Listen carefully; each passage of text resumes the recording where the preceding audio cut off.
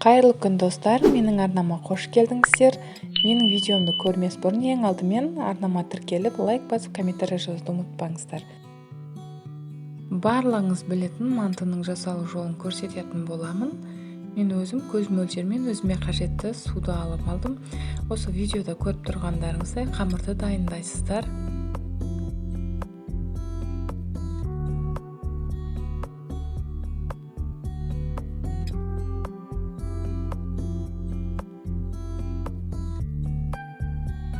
Қамырын дайындаған кезде тым жұмсақ, тым қатты болып кетпеуі керек. Осылай дайын болған қамырымызды 30 минутқа қойып қоямыз. Оған дейін салмасын дайындайтын боламыз. Салмасына өздеріңіз қалауларыңыз бойынша салсаңыздар болады. Асқабақтың орнына картопта салсаңыздар болады.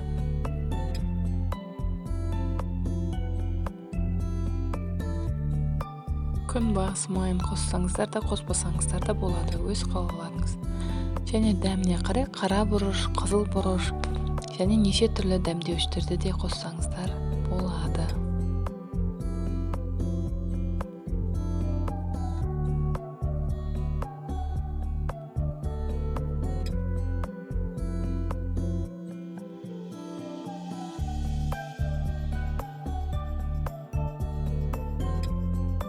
Ал енді дайын болған қамырларымызды жаямыз, өзіңізге ыңғайлы етіп осылай бөліп алыңыз. Себебі жаюға ыңғайлы болу үшін.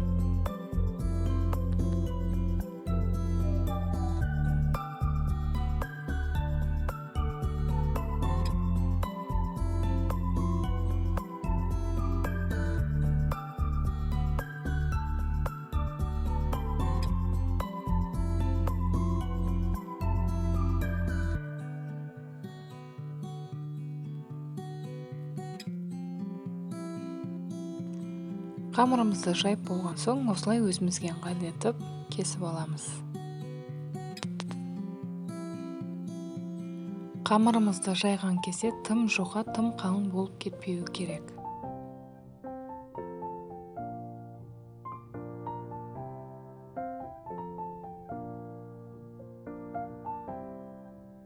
Ал енді салмаларымызды салып, өз қалауыңызша неше түрлі етіп түйсеңіздер болады.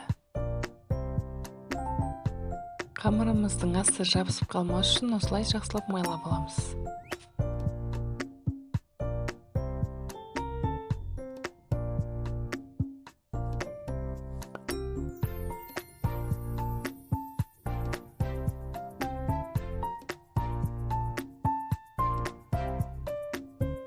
Бетінде осылай майлап аламыз, себебі құрғақ қалуы мүмкін.